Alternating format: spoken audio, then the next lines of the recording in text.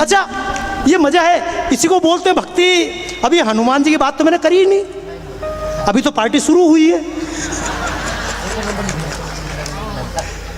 अभी एंड हो गई। तो मैं तो बता रहा हूँ दोस्तों, शंकर जी की बात करें, राम जी, यही तो अपना मजा है। भक्ति कैसी होती है, ये भक्ति ईसाइयों को समझ में नहीं आ सकती है, ये भक्ति ईरान इराक के लोगों को समझ में नहीं आ सकती है। इस भक्ति का अपने ही मजा है। राम जी को चाहे तो दोस्त बना लो, चाहे तो बच्चा बना लो, चाहे तो बच्ची बना लो, चाहे तो लड़की बना लो, लड़का बना लो। मीराबाई ने की तुम्हारा फ्रेंड, बॉयफ्रेंड बनाया कि नहीं बनाया? अच्छा मुझे देखो, भी बोल रही हमारा बॉयफ्रेंड है, सूरदास से बोलो काय को बॉयफ्रेंड, मारो तो कानू अभी, ओए महाराज जी, कानू अभी छोटा है, छोटा वो छोटा है फिर भी आ गया यार वहां से। दोस्तों, एक बार सूरदास जी ने तुलसीदास जी दो को दो बीच सड़क पे बैठिया, वे अपनो तंबूरो ठोक रहा। सूरदास जी तुलसीदास जी अपनी चौपाई गा रहा, राजा राम रघुवर राम, और सूरदास जी उन्हें बैठे हो महाराज नन्ना सा बाल गोपाल। अतरा में एक आदमी चिल्लाता हो, अरे पागल हाथी आयो रे, पागल हाथी आयो रे, भागो रे पागल हाथी आयो। तो तुलसीदास जी वहां को वहीं आराम से बैठे रहे, और सूरदास जी ने अपना दंड कमंड उठाया, फरार। अब वो हाथी वहीं से भामर होते हो तो आयो, तुलसीदास जी के सामने आयो, और सामने आके बिल्कुल बगल में होके निकल गया। अब जब वो निकल गया तो सूरदास जी वापस अपना दंड कमंड उठा, हिट गयो कहीं? हिट गयो? बोले हाँ हिट गयो। तो फिर तान तंबूरा मिला हुआ लग गया। तो लोग आने की सूरदास जी तब में तुम्हारी काहे की भक्ति? तो बोले कसी, अरे तम काहे की भक्ति कर रहा? देखो भाई तुलसीदास जी असली भगत है कि बीच में बैठा था और हाथी बगल से निकल गया और तम तो उठ के भाग गया। तो सूरदास जी बोले भैया आने में भक्ति को कहीं करे रहे, वे उन्हीं तुलसीदास का भगवान है, उनका हाथ में तो तीर कमान है, वे उनकी रक्षा कर सके। तो बोले तुम्हारा भगवान? बोले मारो कन्हैया कहाँ से रक्षा करे, मुँह नहीं को मुँह दो लोग रोज, मारो तो कन्हैया मेरा छोटा है। छोटी छोटी गैया छोटे छोटे ग्वाल, छोटो तो मेरो मदन गोपाल। छोटी छोटी गैया छोटे छोटे ग्वाल, छोटो तो मेरो मदन गोपाल। दूध पीवे गैया घास खाए ग्वाल। कहीं गड़बड़ होगी कहीं? अरे तालियां बजाओ, ध्यान से सुन रहे रे, बोलो अधर्म की।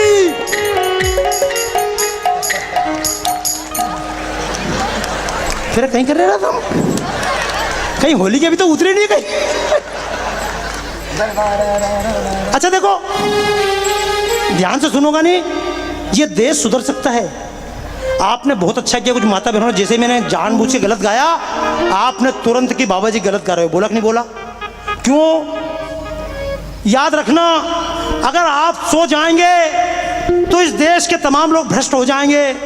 यहाँ के कर्मचारी इसलिए भ्रष्ट हुए कि आप सो गए, ये देश इसलिए बिकने को तैयार है, आप सो गए, सड़कें इसलिए गंदी है कि आप सो गए, ये नदी का पानी इसलिए गंदा हो रहा है, आप सो गए, ये पेड़ इसलिए कट गए हैं क्योंकि आप सो गए हैं। मुझे बहुत अच्छा लगा आपने जगने का परिचय दिया। भाइयों जागते रहना, आज के बाद ये पेड़ ना कट जाएं, आज के बाद किसी माता बहन से बदतमीजी ना हो जाए, आज के बाद राजगढ़ रिश्वत से मुक्त हो। मैं आपसे तमाम बातें कर रहा था, मैं तो आपको बता रहा था, विश्वामित्र राम को लेने आए, दशरथ ने कहा कि सेना लेकर जाओ, उन्होंने कहा मैं सेना लेकर नहीं जाऊंगा। याद रखना, इस राजगढ़ में आतंक खत्म हो जाए तो क्या पुलिस आतंक खत्म कर सकती है? कहीं हर आदमी के पीछे पुलिस लगा देंगे क्या?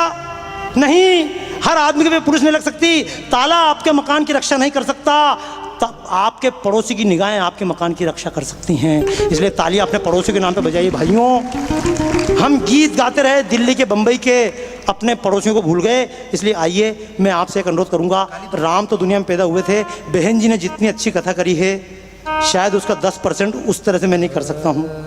उनका स्वर अद्भुत है, जोरदार तालियां बजाओ यार एक बार।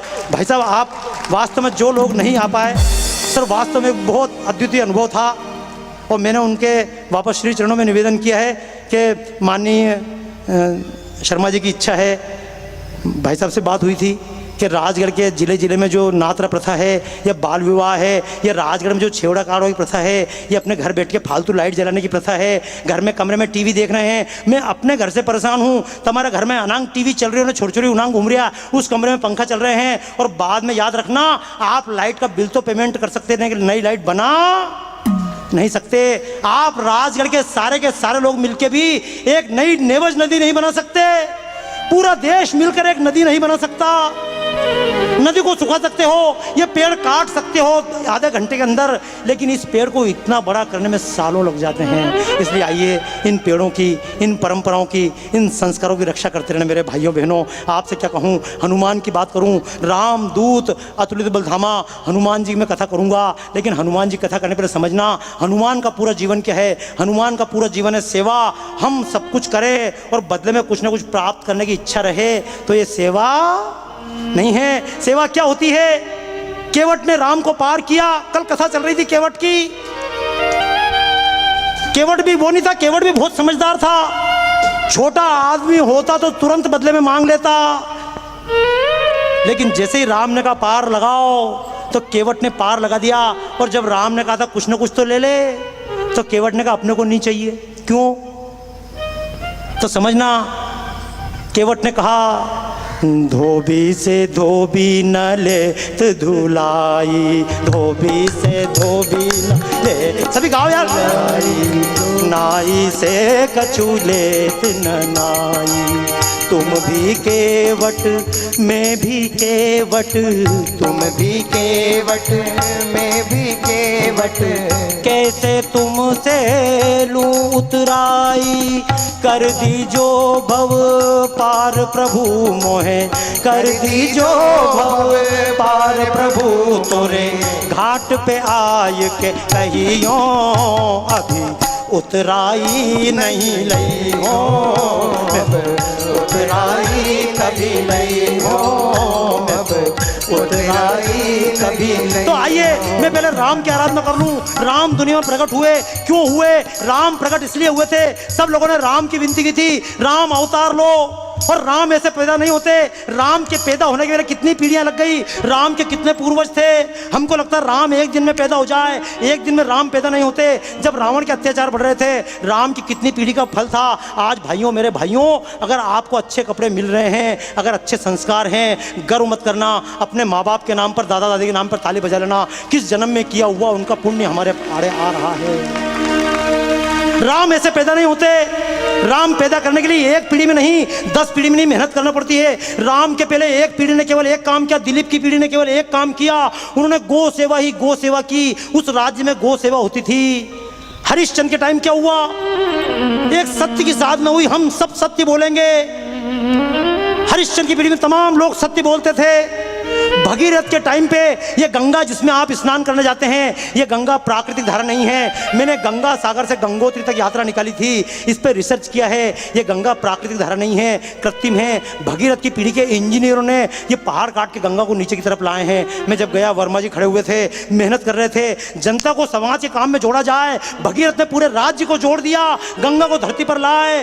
राजा दशरथ की पीढ़ी ने एक काम किया, साम्राज्य फैलाया। रघु की पीढ़ी ने केवल दान ही दान काम किया। जब दान हो, कोई पीढ़ी दान करे, उसकी पीढ़ी सेवा करे, उसकी पीढ़ी गौ सेवा करे, तब जाकर कहीं राम पैदा होते। दोस्तों, राम एक जन्म का प्रताप नहीं होता। राम को एक जन्म पैदा करने के पहले कितनी पीढ़ियां तपस्या करती हैं। जब तब रावण का आतंक फैल रहा था, ये जैसा मैंने आपको बताया, रावण के अनुचर आ गए थे बक्सर में, रावण के आदमी आ गए थे नासिक के पास,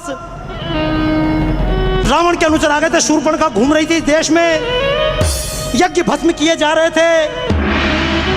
कहने के लिए रावण दक्षिण भारत में रहता था, लेकिन रावण के आदमी ऊपर तक फैले हुए थे। सब परेशान थे, क्या करें, कैसे जिए। तब तमाम देवताओं ने भगवान से पुकार की, परमात्मा अवतार लो। और मैं भी आपसे कहता हूं मेरे भाइयों बहनों, ईमानदारी से बताना, केवल राम के गीत गाने से सारे कष्ट मिट जाएंगे? क्यों? मेरे मित्र कविता पढ़ते हैं, किस रावण की बाहें काटूं, किस लंका को आग लगाऊं, किस रावण की बाहें काटूं, किस लंका को आग लगाऊं। और घर घर रावण, पग पग लंका, इतने राम। आपने कहा इतने राम कहां से लाऊं, लेकिन मैं आपसे एक प्रश्न पूछना चाहता हूं, ये घर घर रावण है, कौन से रावण हैं? क्या 10 सिर वाले रावण हैं? अरे देश में बलात्कार करने वाले रावण नहीं तो और क्या हैं? इस देश में गायों को काटने वाले रावण नहीं तो और क्या हैं? इस देश में गरीब से गरीब आदमी का काम फाइल को बिना पैसे लिए नहीं सरकाने वाले ये दुष्ट भ्रष्टाचारी कर्मचारी, ये रावण नहीं तो और क्या है? इस देश में गाय को ऑक्सीटॉक्सिन का इंजेक्शन देकर दूध निकालने वाले ये रावण है तो क्या हैं? खेतों में कीटनाशक डालने वाले, ये तरबूज को लाल करने के लिए उसमें आलता डालने वाले, ये तमाम बीमारियां फैलाने वाले, ये सड़कों पे कचरा फैलाने वाले रावण नहीं तो और क्या है? ये हमारी नदियों को गंदा करने वाले, इन हरे भरे पेड़ों को काटने वाले रावण नहीं तो और क्या है? तो ये आज के गंदगी करने वाले रावण, भ्रष्टाचार करने वाले रावण, देश का पैसा विदेश में ले जाकर रखने वाले रावण, क्या ये आसमान से उतर के आते हैं? हाँ या ना? तो जब आज के रावण किसी माँ की गोद से जन्म लेकर आते हैं, किसी बाप के प्यार की छाया में पलकर बड़े होते हैं, तो इन रावणों से लड़ने वाला राम, आसमान से आने वाला वो राम भी कहीं ना कहीं हमारे मन में आएगा। आइए उस राम को याद करते हुए हम सब एक एक व्यक्ति बताओ, देश की पीड़ा से दुख है या नहीं? हाँ या नहीं? जिसको लगता देश में आतंक फैल रहा है, आज भी रावण जिंदा है, आज भी राम की जरूरत है। ऊपर बैठे भाइयों से लेकर यहाँ से वहां तक पीछे बैठे